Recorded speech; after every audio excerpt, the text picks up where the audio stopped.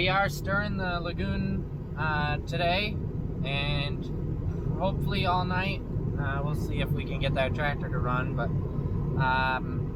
we are gonna hopefully start tanking tomorrow and get some ground covered, I think. So. But that's not the gist of today's video. We're going over to the shop, and you guys see what we're working on. I have managed to unfold the corn planter inside the shop. Now, for reference, this shop is either 30 by 40 or 30 by 50, and after parking this in here, I believe it's 30 by 50. Yeah, and this planter is 30 feet wide, so she takes up the majority of the shop, right up to the front. We got a few things going on with this, and I've been really excited. I've been mentioning it in a lot of other videos, but you guys don't see it because I cut it out, because I just love to ramble about corn planters. It is one of my favorite things to work on and get ready and operate. One thing we're planning on getting is upper parallel arms. I don't know if that's still happening because Dad wanted to get a certain brand and he's looking for them. It's not horrible play, but I would like to get them replaced before they start wearing the hole out in the row unit themselves, right? And it goes through this plate as well as the arm, so I'd like to have that replaced before any unnecessary wear happens on the row unit. I'm going through checking the shims on the seed discs. These we are going to run one more year. They have, I think it was a 1/4 inch left of wear, and they are plenty sharp, I think, to run another season. So as long as we don't have bearing problems as we go through this year, we'll be all right. So I'm going to show you guys what we look for here. This one is a tad more than I would like. So we put a business card in through the top to where they touch, and a business card in through the bottom to where the blades touch. And then I'm gonna put you guys down for a second so I can use both hands. We measure the distance between the business cards, and I think 1.5 inches is what manufacturers want nowadays. That is at 2. That is usually what we would call perfect. I am going to check because it's just a hair over 2 inches. I'm going to check and see if there's any shims on the insides of these discs, and I'm going to see if I can take any out to try and snug that up a little bit more. I just finished all the openers. Had a few that were too big, few that were too small, so I was able to seal some shims and put them on some other ones. On the parts portal, it says, hang on, you guys are all dirty. On the parts portal, it says there's 6 required per, but the ones that were too big, I have more than 6 on, so I don't know if that's the proper way to do it. It's just one more year on these openers, and then they're going to be coming off anyway, so. And I'll probably replace all the shims because it looks like they've been mismatched and stuff like that. But anyway, the next thing we're going to be working on is getting all the gauge wheels serviced, because that's the next thing back. It's basically 3 components. You got your disc opener, your gauge wheel mounts on that stud, and then your closing wheel. So we're just going to work our way back. But before I service the gauge wheels, I'm going to go through and rip all these fertilizer lines off. And I know you guys already know that we are putting liquid fertilizer on with this, but we are doing it different. We are not doing pop-up like we were doing. We are not doing a starter program. Like what's left in these tanks is 1034O, or it's water, I can't remember. I don't remember what I ran through it last. We ran those down to keetons and used the factory squeeze pumps. Now, we didn't use it that often, or much at all. We tried it the first year. Rates weren't lining up, so we brought everything way down on rate so that we didn't burn the seed up. And then second year, we didn't even bother with it. Third year, I don't think we bothered with it. Last year, we put new hoses on the squeeze pumps. That fixed our rate problems, but in some point in time, the manifolds cracked on the squeeze pump. So they leaked like crazy last time I used them, and so we shut the valves off on them. Didn't use them all last year. What we did use them on, there was no yield difference. It might have been worse of a yield than what we did have pop up on. It really wasn't even worth it. So we are going to liquid nitrogen this year, and we are putting 2 rounds on, one on the planter, one with the sprayer. We are running totally tubulars, the TT300s, which is these. So you got 1 plate, bolts on the back of the closing wheel tail, and then we have each of these, I'm going to call them jets, and they mount one on that side and identical one on that side. Now this is kind of the poor man's setup. These are $50 a row.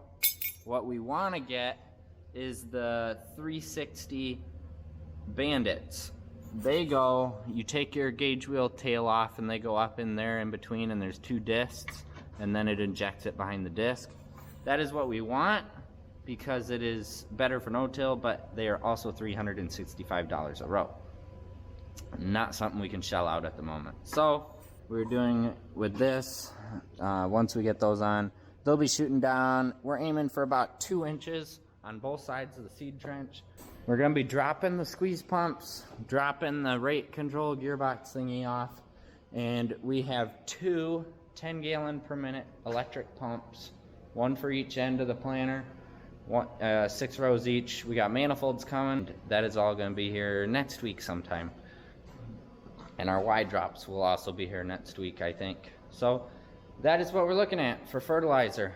Now for capacity, we have 6 70-gallon tanks. I believe that comes out to 400 and some odd gallons. I don't remember exactly. I think we're getting 20 acres on a fill. Let me do the math real quick. We have 70 times 6, 420 gallons divided by 25 gallons per acre. 17 acres on a fill, and we may be running less than that, maybe 20 gallons. We are going to be putting manure out tomorrow, like I told you guys already, and so on that ground we may back off to 20 gallons. As far as gauge wheels go, that one's got a little bit of play in the bearing. I'm going to leave that alone. I don't mind doing that bearing in season if it goes out, but I believe there's just, I was about to say 1, but that one's got an excessive amount of play. There's 1 bearing that's for sure completely out, if I can find it.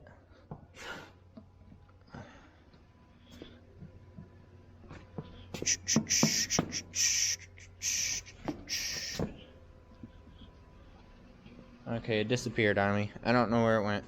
There's 1 that has a completely out bearing, and then there's a couple arms that we are just replacing these screw-in bushings on top.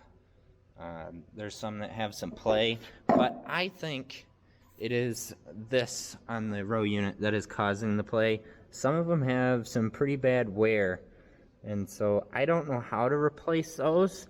I know on a white planter there's like snap rings on both sides and then you drive it out one side, but I don't think that's how these ones are. And I don't know if you can replace those without replacing the whole shank. We are replacing the keetons. We don't like the job they do. Last year we had a lot of problems with seed ending up in the side of the seed trench instead of at the bottom. And we think it's because these keetons, now they catch on a lot of stuff on this planter. The way this planter folds, it's really easy to catch them on the ground and bend them. And so they're just really high profile and they get caught on a lot of stuff. And the bottom, they almost come to a point on the bottom instead of being flat or even divoted to make a seed follow in the middle of the seed firmer. What we are putting on is rebounder seed firmers, and they do have a notch that the seed falls into and it follows all the way down, and then it's got like a little, almost like a snake tongue at the bottom, and it leaves the seed perfectly in the middle of the trench. And so that's what we plan on replacing with those with. And then closing wheels, there's a few bearings out or going out, and closing wheels, once the bearing starts going out, it's pretty quick once they're completely out. So we are replacing them right away. I do have a couple which I was surprised We have these, nope, not that one, not that one, not that one. These ones. These are the actual newer style closing wheels, so they are brand new with the bearing and everything last year. That one seems okay. This one has just a slight bit of play in it. Now I might leave that, I don't know. I bought a bearing for it, and I don't know if it's the right bearing actually, because I didn't take it apart to see what kind of bearing's in there. But we'll see what goes on there. I've got bushings for every one of these up here because they all have pretty bad play.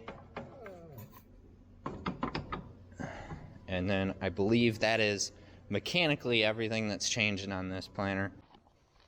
We got a nice beautiful day outside today.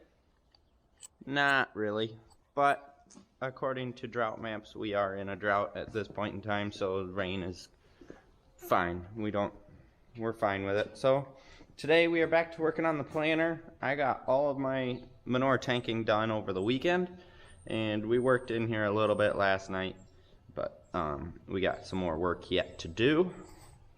We've been putting the totally tubulars on. These are the TT300s. I believe I told you guys this already, but that's what they look like. They will run 28 on both sides of the row. The guy who we bought our pumps and lines from and everything, he's coming out to kind of show us how he would do it, so it may be different. But I think for 55 bucks a row, these things are gonna be great. The one thing that is up in the air on these yet is whether we are gonna put drag hoses on them. There are guys that I've seen online who put hoses and have them drag on the ground. It might be good for a little more control. The next project involves the wheels. So each wheel at the top of the wheel frame has a bushing, and if you can tell there, they are quite bad. So I jacked this side up after I pulled the drive out, because your wing wheels are your drive wheels. So the hex shaft is sitting there.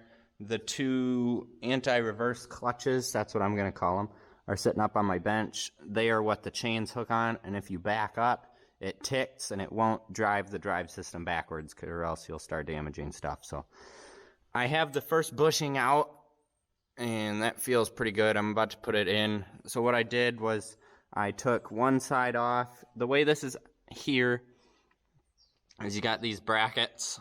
The wheels frames themselves are all welded. You can't spread those. So I took this bar out, loosened this, took the bolt out of the top, and then this is slid over, and it won't come out. It won't come off because the drive for the row units runs through it on the back side. And so I've got it slid out, and then I'm popping the bushing out, putting a new one in, and then I will try and shift the wheel over and pop this side out and put that side in. And here's the used bearing, completely wore through, and that one's done. This is the new bearing, or not bearing, bushing, and it's about to go on. And it's got a lip because those frames rub together, so instead of rubbing on the frame to frame, you're rubbing with a bushing in between. Alright guys, giving you a little update here. We got the whole, this would be the right side of the planter done, bushings wise. All the drives are put back on. The chains are also all lubed. So this is completely ready for the field here as far as bushings and drives go. I started on the left side this morning, and the drives were giving me trouble coming apart. This really isn't as bad of a job as I thought it was going to be. It's just when you got this problem here where you're, I don't remember what this thing's called. I was calling it the anti-reverser clutch the other day, but it won't come off the shaft. We ended up cutting the shaft off on both sides so that it would drop out, and then we got the rest of the shaft sitting there. That shaft is $260 new, and I had already been messing with it for quite a while, and so we decided it was worth just ordering a shaft. We only had to order this piece of this, so I will take these little fingers off and move them over along with the washers and the cotter keys and this gear and this snap ring. Those will all move over, although that doesn't look the greatest, but I'm gonna move those over to the new shaft when it comes. They had to order it. They had that piece, but they didn't have the shaft. It'll be here next week sometime. But also, I broke this spring. Not something you have to take off, but on this wheel here, it was bent up against the cotter key that holds the hydraulic cylinder on, and I tried just tapping it over with the hammer just a little bit, and it was cracked and broke right along the top here. So gonna have to order one of them. I haven't called Deere yet for that. And I think the reason why the drive was so much worse on this side is because I believe this is the squeeze pump that leaked really, really bad last year, and I think it just didn't get cleaned up well, but down there, and everything was just corroded really bad. So the other side was the same way, it just wasn't near as bad. Huge hack that I did this year. I just went through and wrote down designated names for each insecticide box so that I can keep track of where everything's at. Because when we had a 6-row planter, it was pretty easy to memorize where everything was. But when you got 12 rows, there's a lot of boxes to sit here and go, nope, not that one, nope, not that one, nope, not that one. And it's usually the second to last one or the last one that you check that is the right one. And this is the stuff I'm lubing the chains with: liquid wrench, chain and cable lube. It holds to the chain and it doesn't attract dust like oil would. That's why we use them. You want these chains to be in tip-top shape. If you have a chain that's going bad, that will cause you bad singulation, bad seed spacing. It'll affect your population, and in the end, that is something that can cause a lot of lost yield for, what's that chain, like 10 bucks? Good morning, everybody. Last night, late, finished up about 7:30, got all the bushings done on these wheels, and so that project is completely finished. We're going to tidy some tools up. We did have one victim last night. My Pittsburgh breaker bar broke. Luckily, these all have a lifetime warranty. I'm going to take it back to Harbor Freight, get a new one, but I'm probably also going to upgrade to the Icon half-inch breaker bar, just because it gets used all the time. Definitely had some bushings that were pretty bad. This one was completely wore through. Some still looked fairly new. I'm guessing those were replaced not too long ago, maybe. And then some were getting there. That one's even worse. But anyway, first project of the day is going to be getting cleaned up. We're going to clean all these tools up from yesterday's endeavors and get my toolbox cleaned off. I have a bunch of receipts I got to take home and enter into a spreadsheet. This year I'm doing something different. I have a spreadsheet for every single piece of equipment, and we are tracking expenses throughout the entire year on each piece. And then at the end of the year, that'll give us a solid equipment maintenance cost to calculate our marketing break even, and it'll also give us a good estimate for budgeting for the next year. This is that piece to that clutch of that drive system we had to cut off yesterday, and so I can go ahead and get that clutch reassembled. I have all the pieces here, so I'll do that today. And then in here we have all the bushings for the closing wheel tails, as well as some gauge wheel bearings, because there's a gauge wheel over there taken apart and that needs a bearing, so I'll put a bearing in that. We also have a few extra nuts for the closing wheel tails, as well as some bolts in there somewhere. We got all these closing wheel tail bushings done. Went through and did them right away this morning. My plan was to go through and take all the seed disc openers off and start removing seed firmers, but I'm going to leave them on and wait until we have the new seed firmers, and then just go one row at a time. That way we don't have piles of hardware sitting everywhere. After watching a few videos and just kind of throwing the ideas around in my head, I think we are going to put drag hoses on these. Just this tail will bounce across the field. If anybody's seen a planter, these things move quite a bit, and so that stream, this will be 6 inches off the ground at least. That stream will definitely be getting disrupted heading towards the ground. So I think the drag hoses I saw could be 1 inch off the ground, I think that's what we'll do. So just 3/8 fuel line, put it on there, hose clamp, both sides. And it'll also make it a little easier for setting up once we're in the field, I think. I brought up the idea of not using these Ys that come with them. These are just your regular everyday poly Ys. What you really want is a splitter up here that you can orifice on both sides so that the fertilizer coming to each side is the exact same. Other than putting the drive back on up front here, which is next week, I think this planter is pretty close to being done. I do got to bring the meters in and mount them on the boxes. I can go through and lube all these chains and put those boxes on. All right, guys, the planter stuff has arrived. We'll go over this real quick. We got one row cleaner because we're gonna try these out just to see if it'll do what we want them to do. So we have the mount there, and then we have two shark tooth wheels. And then over here we have our pump. Two of these are going on the planter. They're 10 gallons per minute. Dual diaphragm, so we got to tee them together and then tee them together on the other side. One on each side of the planter. You guys know that already. We have our manifold. Got two of these. So your pump input is here, and then it comes up, and we're orificing on all these points, and then putting this on, and it's just push to lock. We have our 3/8 line sitting there. It's just going to push in there and then go back to the row units. And this is the other part. We have our rebounder seed firmers. And then also on every row, it's getting a check valve. And what we're doing is he's getting tees that will split 50-50 for 2 lines. Here is our 2 manifolds of 6 built and ready. He's bringing us, or he's going to send us 3/4 inch hose to run for the pumps. From the manifold back, everything else is going to be 3/4, or not 3/4, 3/8, and then we have a check valve for every row, and then also the T's that I was talking about. So we also got our Y drops for our sprayers. So this is what I just assembled one real quick so that you guys could see what it looks like. Simple A-frame. They're 26 inches apart here.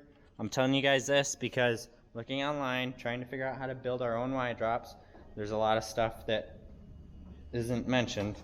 I'm telling you guys, the metal frame is 26 inches across, and then these hoses, they're a little over a foot. Let me measure them. They're about 16 inches long. And then, so the natural curve of them hoses is curved towards the plant right now. When we get out in the field, we might tweak them up a little bit and make it to where they curve kind of in an upward way, because these will drag kind of up like that a little bit. Keep the nose about 6 inches off the ground, I think. So that is it. And then there's a pipe coupler welded to the metal bracket, and it's got a push connector for 3/8 line, and then also the just regular hydraulic hose on this side. So your fertilizer hose ends here, and then from there on out the fertilizer is running through the hydraulic hose there, and then from here you have 2 hoses coming up. Your structure is being held on by a hydraulic hose, and it's got this special bracket there, and it's basically just like a slow-moving vehicle sign. That's what the brackets look like. So that is all that will be on the sprayer when you're not side dressing, is this little bracket here. And so all you do is when you want to put the Y drops on, let me make sure I'm getting this in frame, you walk up to it, drop the Y drop into it just like that, and it's in. There's nothing you gotta do. When you're done with them, lift the Y drops out of the bracket, and that's it. So, and then also obviously you have to hook this to one of your nozzle bodies. I have the manifolds assembled. I'm missing a cap. I have to call him, let him know to put a cap in with the stuff that he is shipping out. And then I also need to start designing plates to mount the pumps and plates to mount these manifolds. We're going to utilize this ag leader harness for power for the pumps. Each of these lines are 30 amps, which this one I need to, it's supposedly deadheads in the cab. It doesn't actually hook into anything for power wise, so we will have to do something with that one. And then this one is connected already to in the cab, so 1 pump per line, and then we won't have any issues. I'm sure we'll have issues eventually when we go to expand the sag leader system, but for now that is what we're going to do. We might do something wirelessly, so have a little like modem back here and just have key fobs in the tractor, and then also have a whisker switch that will shut these off. So this is what we got for mounting. Got to replicate it on the other side. I have all the material. Everything's cut at 2, I believe, so it's just fabrication in the morning. This 2-rail system is for the pump to sit on, and then this front here is for the manifold. I'll show you here. Manifold A. A boom. This one's missing a cap. I let him know. Hopefully you can get us here. So all those out ports will all be turned completely around and facing back that direction. We'll get the metal fabrication done right away in the morning. If Dad's available, he'll be here helping. He can be mounting this manifold. As soon as this manifold goes on, and we know exactly where we want to put these check valves in the back, we can start running lines and get lines going. This morning we have our pump and manifold mount mounted on that side now, and Uncle Billy was here and he is helping get this pump mounted, and he ran off to get some tools that he needed, so I started on the seed firmers. And I'd like to show you guys this. This is one of my favorite features about the rebounder over the keetons. Look at how little that sticks out behind the gauge wheel compared to that keeton. Now on these wings, when you're folding and unfolding, if you got on any sort of uneven terrain and you were unfolding, you hooked this keeton and you bent her right around like that. And I think that's where some of our problems are coming in with these. Once we actually get in the seed trench, I think having that kink in it really makes it to where it doesn't do a good job putting the seed where it needs to go. We ended up with a lot of seed last year shoved into the side of the seed furrow or stuff like that. So that can be from unit bounce, but we don't plant very fast anyway. We're usually 2.5 to 3 miles an hour. And so if we can fix this is a big deal with stand and everything. So I think that is where this rebounder is going to come in. There's a nice groove right down the middle of the seed firmer, and then you have these little fingers on the back, and so it keeps the seed channeled right down the center of the trench. Here's the row cleaner installed. It's pinned up in the highest position it goes in right now, so it should be nowhere near the ground when it's in the field. That thing is huge on camera, or that thing is huge in person. I've seen these on camera and I haven't really taken too close a look at them at expos or nothing but like that, but they are physically massive once you actually get down here and look at them. It's just incredible how big they are. And maybe that's the thing. We used to run row cleaners way back in the day and ran them for about a field and then took them off, Dad said, so maybe that's the difference between those and these. Bigger. These ones also have the rings on them, the depth gauge wings, so that they won't go too deep. So, I don't know.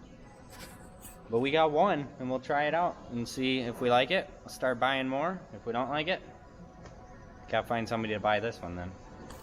There is a whole series of holes in there with a pin, and so when we set it in no-till, we're gonna set it to where it'll float, but we will set a maximum depth it can go with that pin. So then that means the row cleaner will go up and down, but it can only drop so far.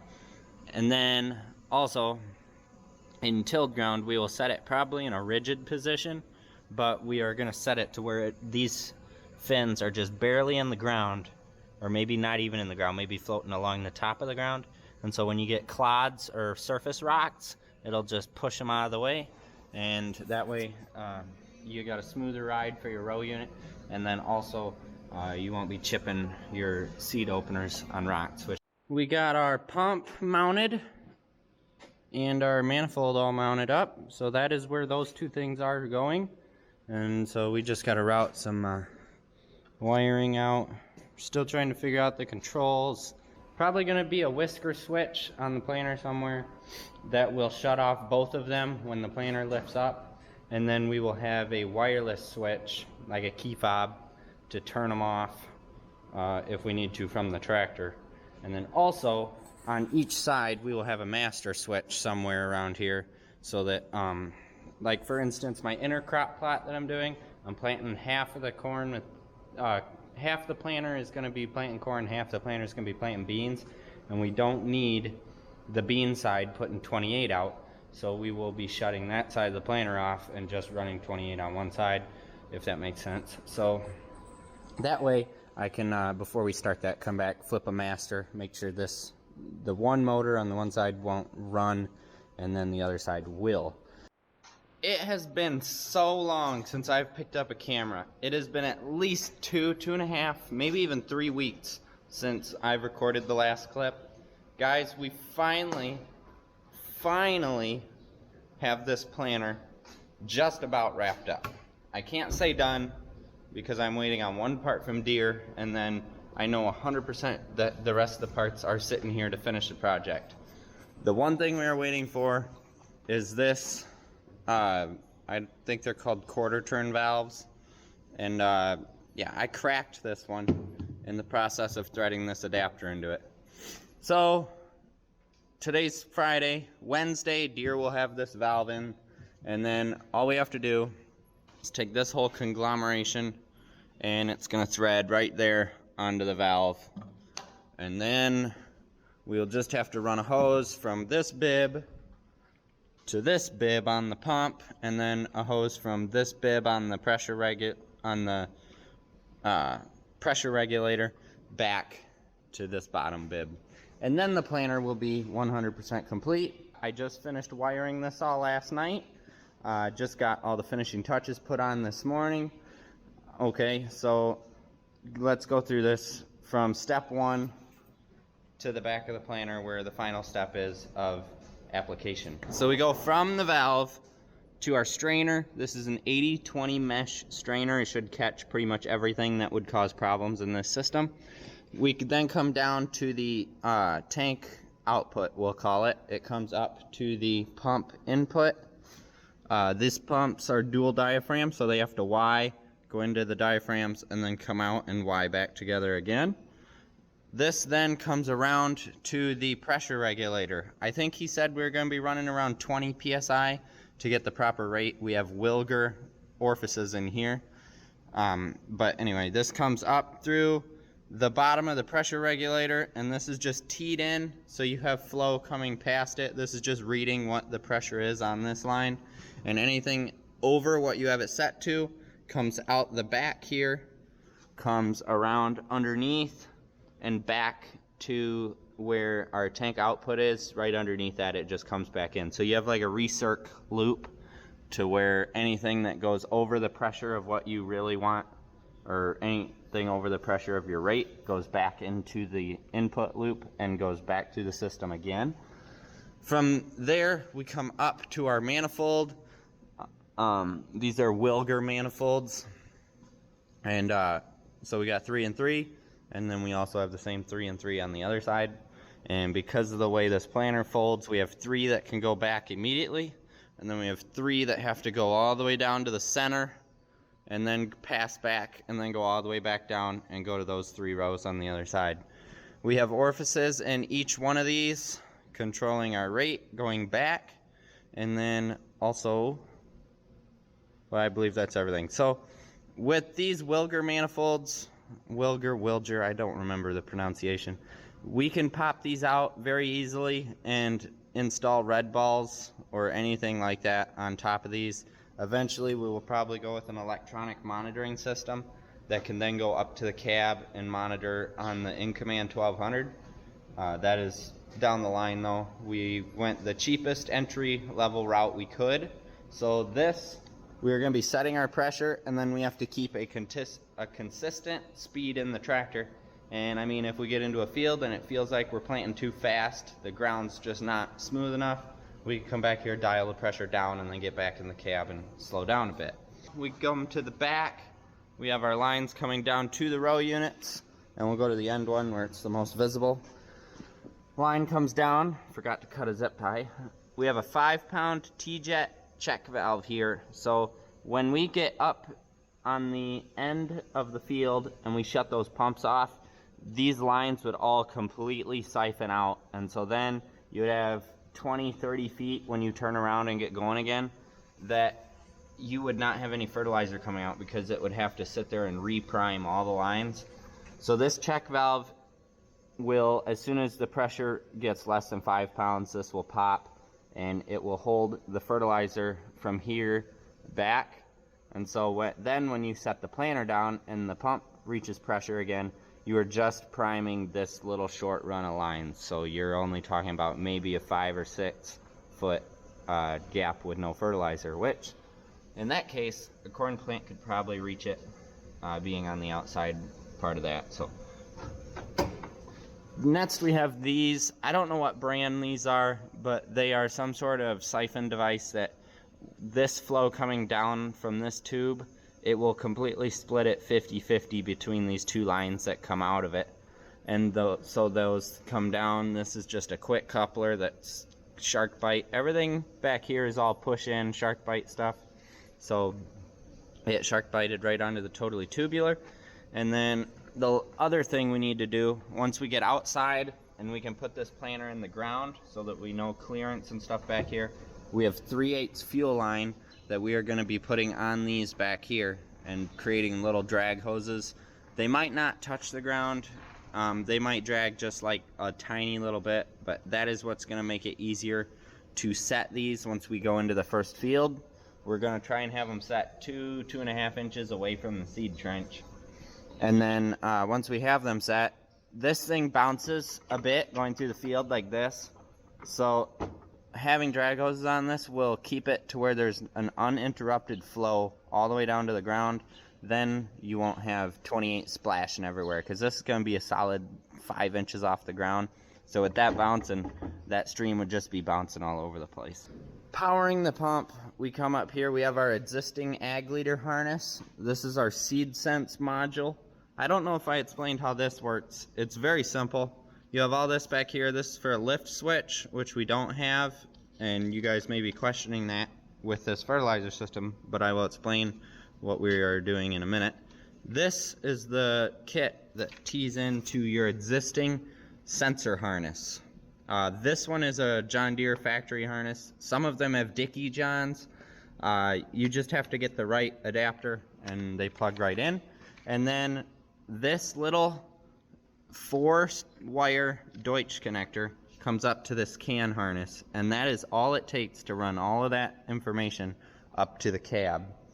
And then we have our main power coming back for that. Now this ag leader harness has 3 power leads, which is perfect. So we have this one that's running our seed sense. This one is running a 20-foot harness over to the pump on that side. And then this one has a little harness that I got to zip tie up. And this runs to this pump. Now this one just deadheads in the cab. This doesn't go to anything yet. Our ag leader guy is bringing us an adapter to go in the cab to that little smiley face plug in the cab. So that will run this harness. We don't use that for anything with the ag leader or anything in planting, that little smiley face plug. That, if you remember, that precision planting monitoring system, that was all ran off of that one plug in there. You had a splitter that split it, made it into like 3, and then ran it out. What I would eventually get for that tractor is one of those power strips, so that would plug into that, make it like 6 of those plugs, or the little flat pin plugs, whatever it is, and mount that in the tractor so that we can have that for the future. This is running back like this to this. Now this is what our controller is for now. Eventually we will probably go to a real a real pump controller that would read the PSI and everything, but that would come with when we go to our monitoring system so that we know what we're putting out in the cab.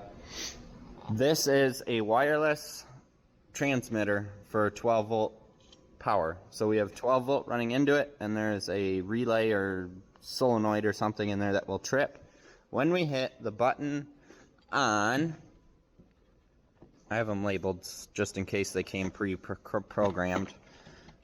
There is 2 ways to trigger them. We have a key fob that will probably stay in the tractor, and then we also have one of these pucks that we will put in the tractor as well. This will just stick somewhere, probably on the fold box of the planter, and so we'll have them labeled right and left, and that will be what we use to turn the pumps on and off as we get to the end of the field and turn around and such. If that doesn't work, we're going to be in trouble basically. But if that doesn't work, we can easily get an implement switch here, and we will just have to bypass these basically, and then our pumps will be live as soon as the planter is down. So the only problem with that, I tossed and turned on how I wanted to do the control on this planter. I know it's all temporary. Once we have capital to throw at it, we'll make things better.